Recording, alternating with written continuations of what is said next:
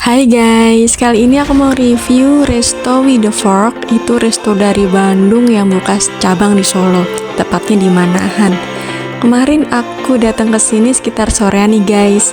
Jadi masih belum terlalu rame dan aku ambil yang no smoking area. Untuk tempatnya sendiri luas, cukup luas. Bisa buat WFH, WFC, atau sekedar nongkrong sama teman-teman. Di situ ada smoking areanya juga ya guys. Ini suasananya dan rata-rata open kitchen, ada coffee shopnya juga.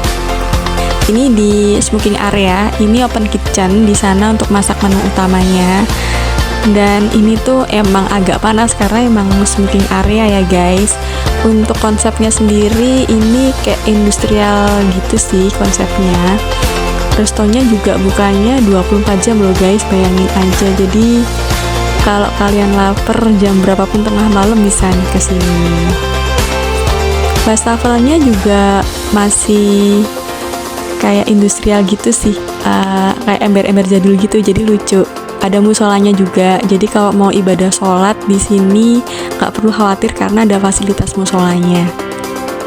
Kemarin aku pesan minumnya itu yang Equil mineral water dan strawberry juice. Strawberry juice-nya lucu, kayak dikasih di botol gitu, seger banget.